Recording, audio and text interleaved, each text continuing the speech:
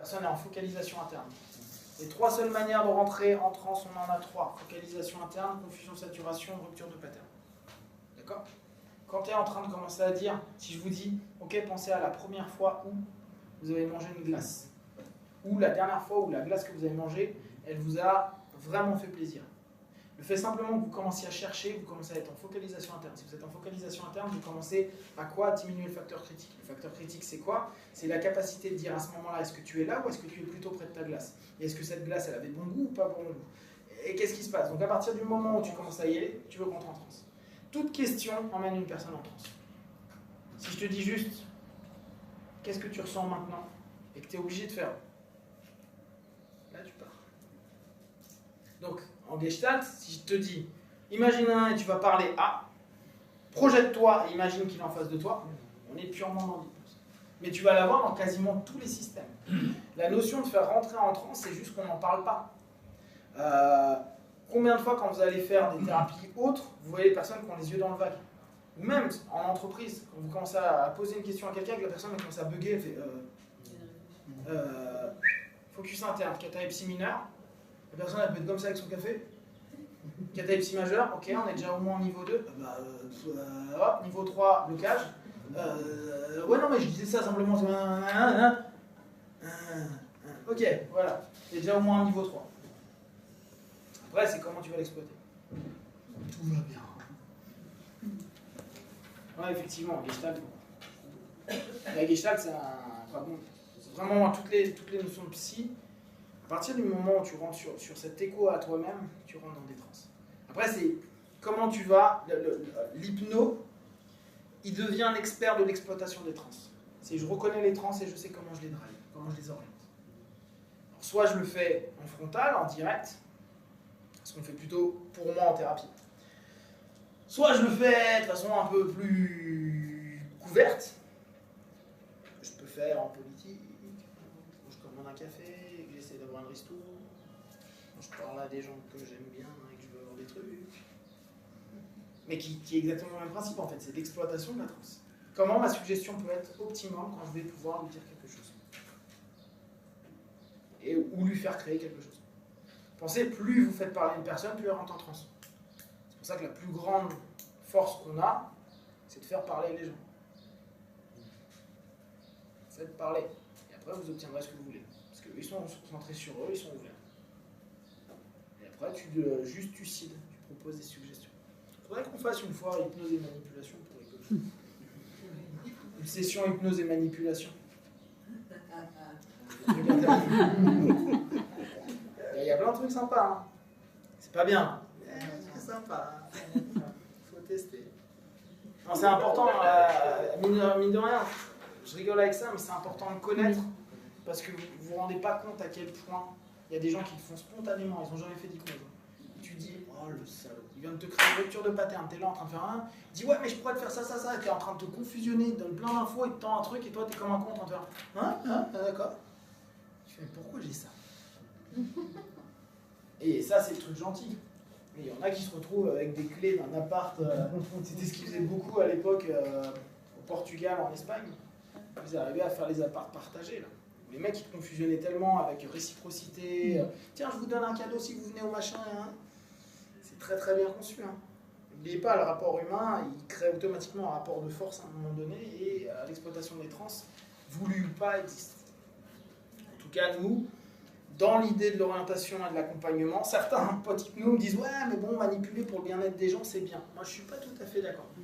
Je pense que l'intérêt du praticien est de permettre au partenaire d'être responsable du chemin qu'il prend. Et s'il n'a pas envie d'aller bien, c'est aussi sa responsabilité. Je pourrais le manipuler pour quoi? Je pourrais. C'est beaucoup dire, mais en tout cas, je peux ouvrir une opportunité pour manipuler le bien-être. Mais qui suis-je pour moi décider que son bien-être est ce qu'il faut? Parce qu'il dit oui, mais il le demande. Oui, mais s'il n'y va pas, c'est que peut-être il demande, mais il n'a pas envie. Et peut-être que là, il recrée un schéma. Peut-être qu'il y a un schéma masochiste de dire ouais mais je ne mérite pas et donc il faut peut-être traiter le schéma masochiste plutôt que de dire je te donne du bien alors que tu n'as pas envie parce que je le détruirai parce que j'ai pas envie d'être bien. N'oubliez pas, entre la demande et ce qu'il y a réellement derrière, la motivation profonde, il y a des choses qui sont complètement ambivalentes et donc qui vont s'opposer. Et se dire je veux que tu ailles bien pour aller bien n'est pas nécessairement quelque chose qui qui est juste et écologique pour le partenaire. Imposer à quelqu'un d'être bien, c'est peut-être lui faire du mal. Mais nous, on pense qu'on fait du bien. Et c'est là où c'est toujours intéressant. Et se dire, ouais, mais attends, si je laisse en souffrance, je suis un salopard. Ouais, ou peut-être je lui laisse le droit d'assumer le fait qu'il se rende compte qu'il est en souffrance et que pour l'instant, c'est ce qu'il est apte à vivre. Et ça nous met nous en question aussi. Hein. Parce que vouloir... Sauf si cette personne fait du mal ailleurs. Ah, mais dans ce cas-là, tout dépend après de ta posture. Moi, en tant que praticien, c'est pas mon problème. Non, mais je comprends, éthiquement parlant, hein, je l'entends bien. Mais moi, très sincèrement, je suis pas là pour le changer. Parce que je ne sais pas dit que ce que je suis moi en train de proposer de manière manipulatoire, d'une part fonctionne.